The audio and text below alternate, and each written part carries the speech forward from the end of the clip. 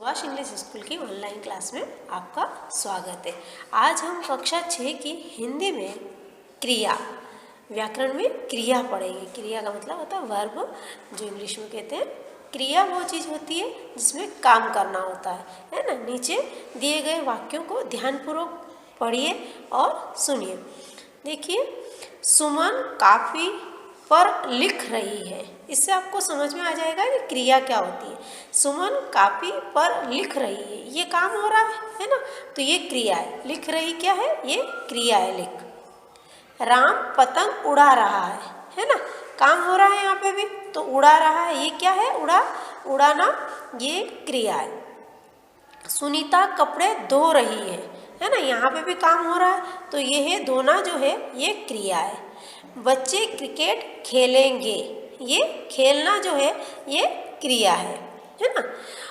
उपयुक्त वाक्यों में मोटे छपे पदों पर ध्यान दीजिए, जैसे लिख रही है, उड़ा रहा है, धो रही है, खेलेंगे, है ना।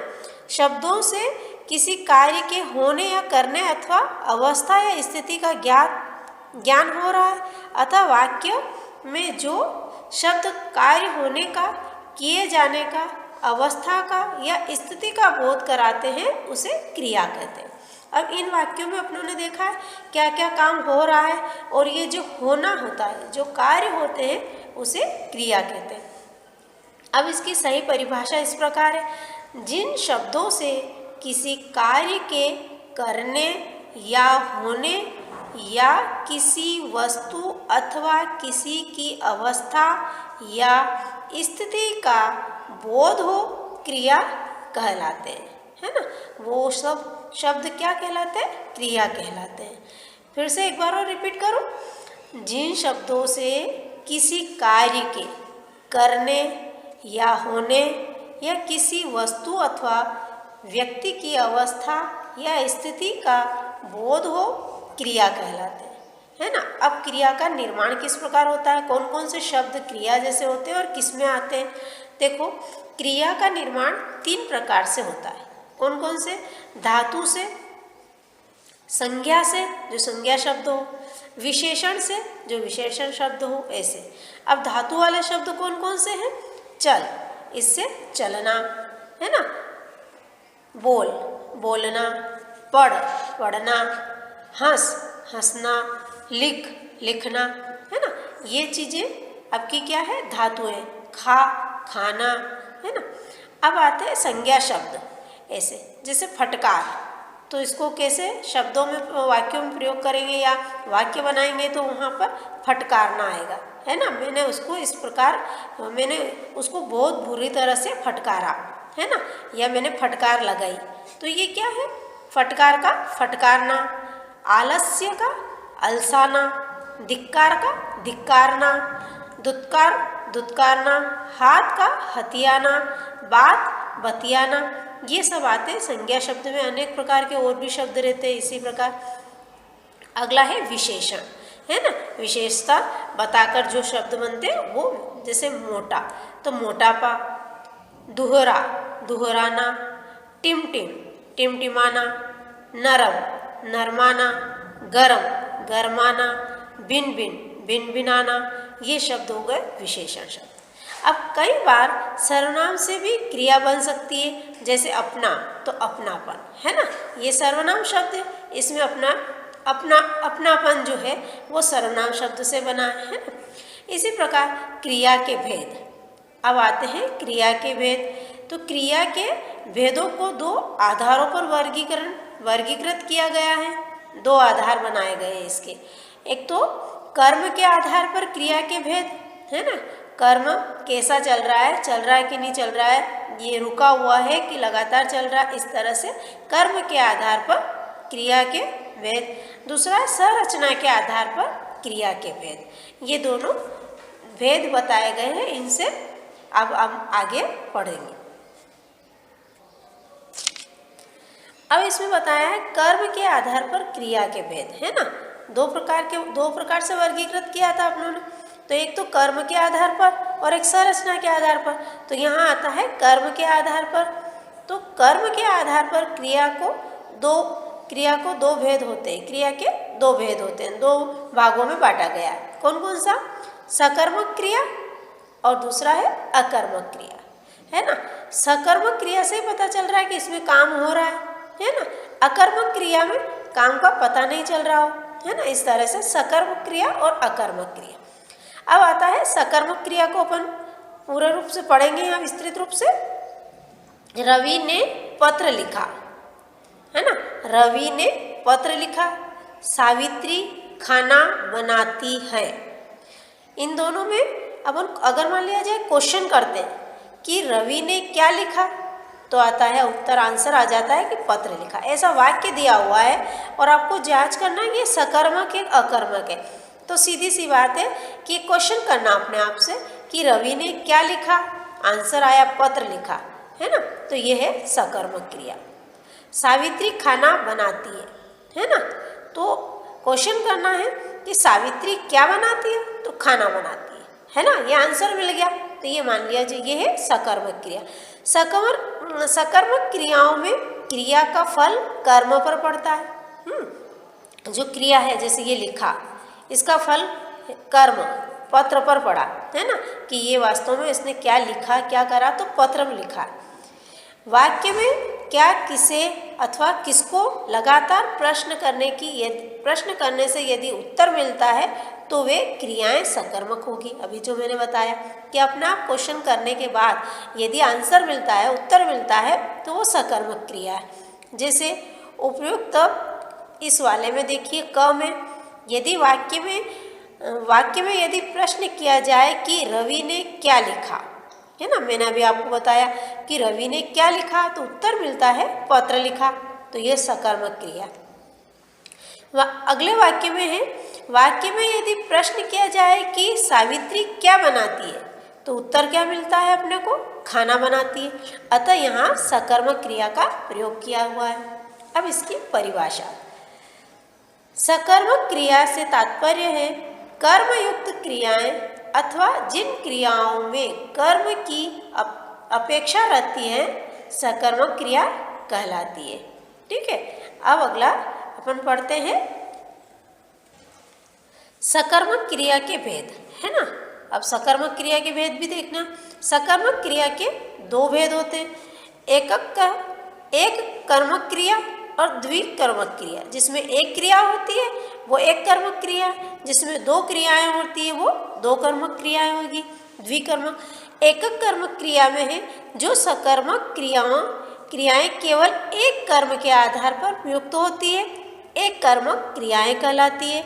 जैसे दिव्या पुस्तक पढ़ती है ना।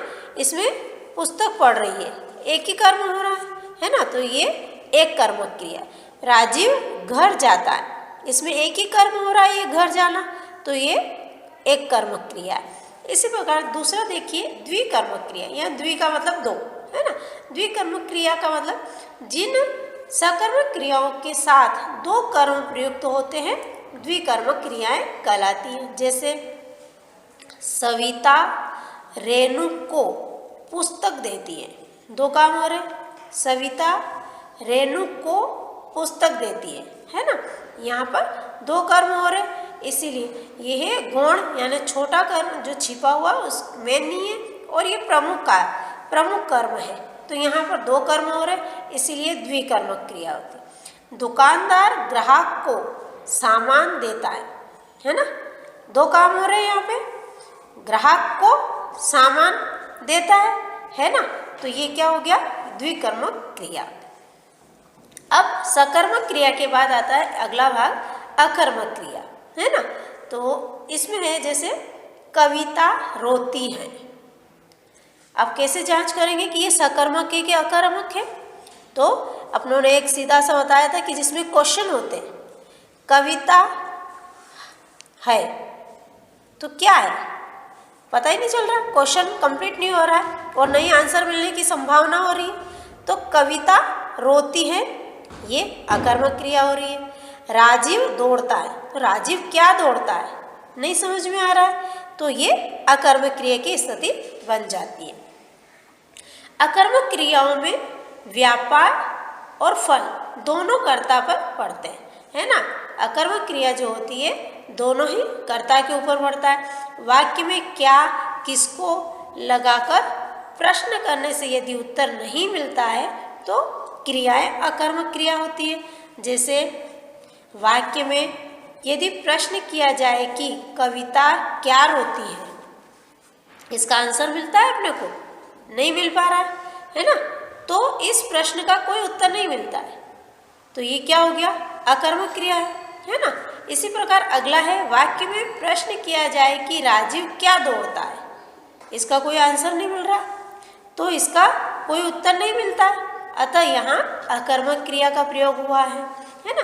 तो ये बहुत जल्दी से समझ में आ जाएगा आपको कि सकर्मक क्रिया कौन सी है और अकर्मक क्रिया कौन सी है ना। जिसमें आंसर नहीं मिले वो अकर्मक क्रिया, और जिसमें आंसर मिल जाता है वो सकर्मक क्रिया हो रही है। अकर्मक क्रिया की परिभाषा इस प्रकार है, अकर्मक क्रिया से तात्पर्य बिना कर्म वाली क्रिया अर्थात जिन क्रियाओं में कर्म की अपेक्षा नहीं रहती है अकर्मक क्रियाएं कहलाती है ना। ये अकर्मक क्रिया की परिभाषा हो गई है। अब आता है इसी के भेद अपूर्ण क्रिया। अकर्मक क्रियाओं में इस क्रिया में भी पूर्ण क्रिया है या अपूर्ण क्रिया है ये देखना है। वह है क्या है, नहीं समझ में आ रहा, तो ये क्रिया अपूर्ण है। हमने उसे बनाया, हमने उसे बनाया, किसे बनाया, क्या बनाया, ये नहीं समझ में आ रहा, तो ये क्या है? अपूर्ण क्रिया। उपयुक्त वाक्य में है और बनाया क्रिया होने पर भी वाक्य का पूर्ण अर्थ नहीं निकल रहा है। अब नीचे दिए गए वाक्यों को पढ़ेंगे। वह बुद्धिमान है ना, वह बुद्धिमान है, हमने उसे मूर्ख बनाया। ये उपयुक्त वाक्यों में बुद्धिमान और मूर्ख लगाने से वाक्य की स्पष्टता आ गई है, अतः ये शब्द पूरक कहलाए, है ना। इसमें स्पष्टता नहीं आती है। यहाँ कहा है कि वह क्या है, तो अपने को कोई आंसर नहीं मिला, है ना, तो ये अपूर्ण है। पर अगर ये कह दिया कि वह बुद्धिमान है ना, तो ये पूर्ण हो रहा है, कंप्लीट हो रहा है, इसीलिए वो अपूर्ण नहीं होगा, वो पूर्ण होगी। तो इस तरह से जहाँ पर वाक्य अधूरा हो उसको अपूर्ण क्रिया कहते हैं। इसकी परिभाषा इस प्रकार है, ऐसी क्रियाएं जो अभिष्ट अर्थ प्रस्तुत नहीं कर पाती अपूर्ण क्रियाएं कहलाती है। जिसका कोई आंसर या कोई अर्थ नहीं निकलता है ना, ऐसे वाक्य में जिसका कोई आंसर नहीं निकलता है वहाँ पर अपूर्ण क्रियाएं कहलाती है। अब आता है संरचना के आधार पर क्रिया के भेद। संरचना के आधार पर क्रियाएं 5 भेद होते हैं क्रियाओं के, है ना। सामान्य क्रिया, संयुक्त क्रिया, नाम धातु क्रिया, प्रेरणार्थक क्रिया, कृदंत क्रिया, और एक और है जो अपन पहले पढ़ चुके हैं कि द्विकर्मक क्रिया, है ना। ये अब इन सब के बारे में हम आपके वर्कशीट में भी समझेंगे, और इस तरह से ये क्रियाओं संरचना के आधार पर इस तरह से चार्ट बनाया गया है। इनमें जो है इनकी परिभाषाएं अपन अगले वर्कशीट में समझ लेंगे। अब ये क्रिया, ये इसका पूरा क्रिया के मेन 2 पार्ट होते हैं, सकर्मक क्रिया और अकर्मक क्रिया, है ना। क्रिया कौन कौन सी होती, तो चलना, खाना पीना, उठना बैठना, ये सारी चीज़ें बहुत रहती, ये इस तरह की जो होती है वो क्रियाएं होती है। अब कुछ ऐसी चीज़ें हैं जिसमें आपको ये अलग अलग करना रहेगा कि सकर्मक क्रिया कौन सी है, अकर्मक क्रिया कौन सी है। तो आपको सकर्मक क्रिया में जहाँ पर आप क्वेश्चन करने पर आंसर मिल जाता है आपको, वो सकर्मक क्रिया कहलाएगी, और जहाँ पर क्वेश्चन करने पर आंसर नहीं मिलता है वहाँ पर आपका क्या रहेगा, अकर्मक क्रिया रहेगी। इस प्रकार आपका ये क्रिया का जो पार्ट है ये कंप्लीट हुआ है। धन्यवाद।